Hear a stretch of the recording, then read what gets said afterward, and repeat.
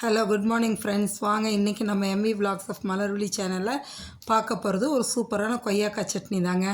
இதுக்கு ரொம்ப பழமும் இல்லாமல் ரொம்ப காயும் இல்லாமல் நடுத்தரமான 2 கொய்யாக்காய் எடுத்தாச்சுங்க. 2 ஸ்பூன் கடலை பருப்புங்க, 1 ஸ்பூன் வந்துட்டு ஜீரகம், ஒரு 10 வெள்ளை பூண்டுங்க உரித்தது, அதோட ஒரு 20 சின்ன வெங்காயம் உரித்து எடுத்து வச்சுருக்கேங்க. சின்ன வெங்காயம் ஒரு 20, ஒரு சின்ன நெல்லிக்காய் அளவுக்கு புளி, கருவேப்பிலை 2 கொத்து, 5 காஞ்ச மிளகாங்க. காரம் வந்து உங்களோட சௌரியத்துக்கு ஏற்ற மாதிரி அதிகமாக வேணால் அதிகமாக வச்சுக்கலாம், கம்மியாக வேணால் கம்மியாக வச்சுக்கலாம். எனக்கு இந்த காரம் போதும். சரிங்களா? இந்த பொருள் அத்தனையும் போட்டு இப்போ வறுத்து எடுக்கணும், நம்ம வதக்கி எடுக்கணும். எண்ணெய் ஊற்றி ஒரு 2 ஸ்பூனு வந்துட்டு எண்ணெய் கல்லெண்ணெய் ஊற்றிக்கலாங்க. ஊற்றிட்டு வறுக்கணும். இதில் முக்கியமாக என்னென்னா, அந்த கொய்யாக்காய் வந்து ரொம்ப பழமாகவும் இருக்கக்கூடாது, ரொம்ப காயாகவும் இருக்கக்கூடாதுங்க. நடுத்தரமாக இருந்தால் தான் அந்த டேஸ்ட் நல்லாயிருக்கும். சரிங்களா? அதையும் வந்து நம்ம மேலே அந்த இதை நறுக்கி எடுத்துகிட்டு அப்படியே எப்படி நறுக்கிறதுன்னு காமிக்கிறேன் பாருங்கள்.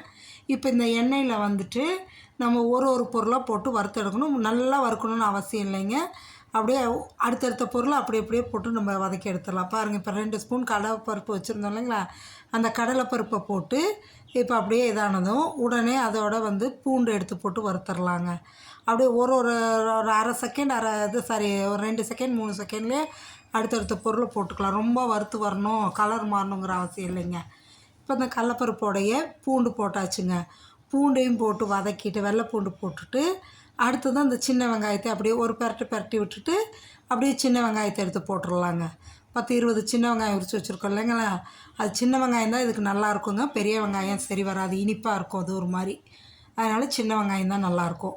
இந்த சின்ன வெங்காயத்தையும் போட்டு அதை 2 பெரட்டி விட்டுட்டு நம்ம புளி வச்சுருக்கோம் இல்லைங்களா, அந்த புளியும் போட்டுருங்க. புளியும் போட்டு நல்லா வறுக்கணும். சரிங்களா? அதையும் கொஞ்சம் வறுத்து விட்டுட்டு மிளகாயும் கருவேப்பிலையும் போட்டு இது பண்ணுங்க. எல்லாம் டீப்பாக நல்லா வதங்கி வரணுங்கிறதே இல்லைங்க. அப்படியே அடுத்தடுத்த பொருளை போட்டு வதக்கலாம். மிளகாயும் கருவேப்பிலையும் போட்டு அதை 2 பெரட்டிட்டு ஜீரகத்தை மட்டும் கடைசியாக போடணும். ஏன்னா ஜீரகம் சீக்கிரம் பொரிஞ்சு வந்துடுங்க. அதனால் நம்ம ஜீரகத்தை கடைசியாக போட்டு இது பண்ணுறோம். இப்போ ஜீரகத்தை போட்டு ஒரு பெரட்டிட்டு நம்ம கொய்யாக்காய் எடுத்து வச்சுருக்கோம்ல, அந்த கொய்யாக்காவை நறுக்கி அதையும் போட்டுடணுங்க. கொய்யாக்காய் போட்டு ரொம்ப வதக்கணும்னு அவசியம் இல்லைங்க. சரியா? அது எப்படின்னா, அந்த விதையெல்லாம் எடுத்துடாதீங்க. உள்ளே இருக்க அந்த கொய்யா விதை இருக்கு இல்லைங்களா, அதெல்லாம் எடுக்கக்கூடாதுங்க. அப்படியே தான் போடணும். பாருங்கள், இந்தமாரி ஸ்லைசஸாக நறுக்கி அப்படியே போட்டுருங்க. விதையோடு தான் போடணும், விதையை எடுத்துடாதீங்க. ஏன்னா விதையை எடுத்திங்கன்னா ஒரு மாதிரி குழப்பாக இருக்குங்க, வழுன்னு. விதையோடு போட்டிங்கன்னா தான் நம்மளுக்கு நல்லாயிருக்கும். நைஸாக அரைஞ்சிரும், பயப்பட வேண்டியதில்லை. வாயில் தட்டுப்படுன்னு நினைக்காதீங்க. மிக்சியில் அரைக்கும் போது நல்லா அரைஞ்சி வந்துடும். இப்போ இதை ஒரு 2 பெரட்டிட்டு ஃப்ளேமை வந்து சிம்மில் வச்சு விட்டுருங்க. தீயை நல்லா குறைச்சி ஒரு மூடியை போட்டு ஒரு 2 நிமிஷம் மட்டும் மூடி வைங்க. அந்த கொய்யாக்காய் இந்த கலர் இருக்கிறது வந்து அப்படியே கலர் சேஞ்ச் ஆகிடுங்க. அதுக்கப்புறம் நம்ம எடுத்து ஆற வச்சு அரைக்க வேண்டியது தாங்க. இது தீயை சுத்தமாக இந்த கொய்யாக்காய் போட்டதுக்கப்புறம் ஃப்ளேமை வந்து சிம்மில் வச்சுருங்க. குறைச்சி ஒரு பிளேட்டை போட்டு மூடி வச்சுட்டு கரெக்டாக ஒரு 2 நிமிஷம் இருந்தால் போதும். ரொம்ப நேரம்லாம் இருக்கணும்னு இல்லைங்க, 2 நிமிஷம் இருந்தால் போதும். எடுத்துட்டிங்கன்னா பாருங்கள், கலரு சேஞ்ச் ஆகிருக்குதுங்களா கொய்யாக்காய் கலரு. அது சேஞ்ச் ஆனதும் அப்படியே எடுத்து ஒரு பிளேட்டில் ட்ரான்ஸ்ஃபர் பண்ணிடுங்க. எல்லாத்தையும் ஆறட்டும்.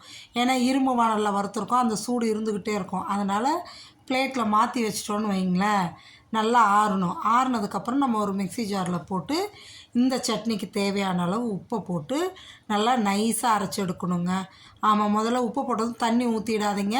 இப்படியே வந்து பல்ஸ் மோடில் 2-3 தடவை போட்டுட்டு அதுக்கப்புறமா தண்ணி ஊற்றி அரைக்கணும்.